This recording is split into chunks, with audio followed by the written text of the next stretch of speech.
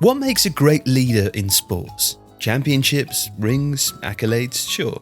But if you ask the players, something that comes up time and time again is the ability to have tough conversations. It's something that all coaches have to do, and the best are excellent at it. So, this is how the science says that it should be done.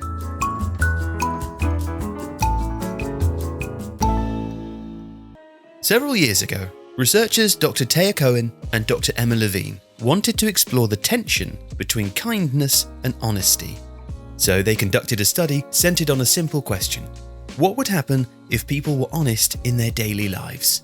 They assigned participants to one of three groups. One group was told to be kind in all of their conversations for 3 days, another was told to be mindful of their communication, and the third was told to be honest in every conversation for 3 days. Now, before the study, Cohen and Levine asked participants about their expectations, and unsurprisingly, the people in the honesty group thought it would be terrible. However, when Cohen and Levine checked back in with those same people 2 weeks later, the main takeaway was that even when the honest approach was difficult and they'd had hard conversations, people said they felt liberated and that it actually strengthened their relationships. The findings said that the third group's apprehension had come from a misunderstanding of kindness and a focus on the short-term aim of protecting them from feedback. Instead, by being totally honest, they provided the people they had conversations with the long-term potential for growth. That didn't mean there wasn't a right way to have these difficult conversations, though, and the researchers came up with 4 key components to giving hard feedback. The first is focusing on specific behaviours. Rather than being vague and saying something like, "You're always late," it was good to give examples and say, "At this time for the meeting, you were late." Number 2 is to explain the impact of the behaviour on the rest of the team or group. The third is to communicate respect for the person that you're talking to in a way that feels authentic. Rather than simply getting tough conversations over with, it was good to take the time to make sure the person felt respected.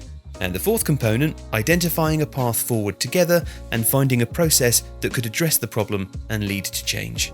Now, giving feedback that adheres to these guidelines isn't always easy. KJ Wright, assistant coach with the San Francisco 49ers, told The Athletic that he sometimes sugarcoats his feedback, and it's an area he wants to improve on. But he remembers a conversation as a child in which his mother commented on how he tried so hard to be liked by everybody. But from a player's perspective, the hard feedback is appreciated, or at least it is by one player with lots of experience of it.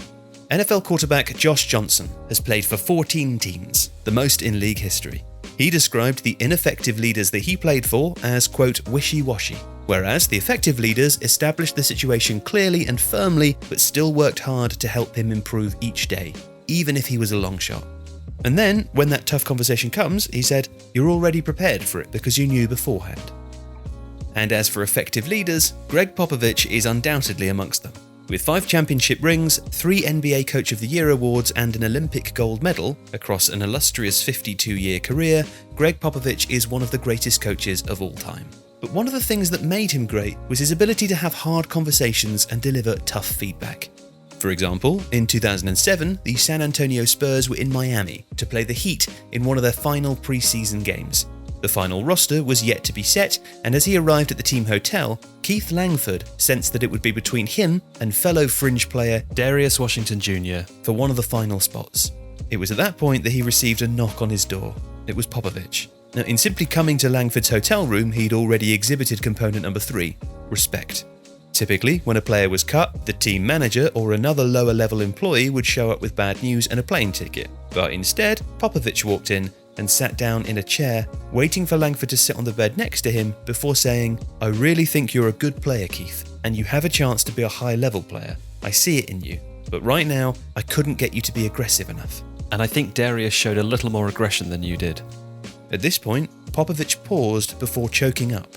He'd already exhibited components 1 and 2 by focusing on the specific behaviour of aggression that Langford had been lacking and stating that the team needed more of it. He then continued to exhibit component 3 once again by saying, "I really felt like you took what I was saying to you and you really tried to do it. You just aren't ready, but I can tell that you're really trying." The two then got up and hugged, and 20 years later, Langford still remembers Popovich as the only coach in his career who made him feel part of something and like he was being paid attention to. Not long after Popovich and the Spurs cut Langford at the end of the 2007 preseason, he received a call from the team. They wanted him back. When Langford arrived, Popovich sat him down again, and together they reviewed the areas of improvement that the two had discussed when Langford was cut in Miami. He remembered everything, Langford said. And after that conversation, Langford knew precisely what he needed to work on, what was expected of him, and where he stood. And because Popovich was direct, even in pointing out flaws, Langford felt in a better position to succeed. You see, he is one of the many players who benefited from Coach Pop's biggest skill, his mastery of tough conversations. If you like this video, please consider subscribing to the channel. The Athletic is home to the best team of sports writers, reporters, and analysts in the world, offering exclusive stories and unrivaled insight.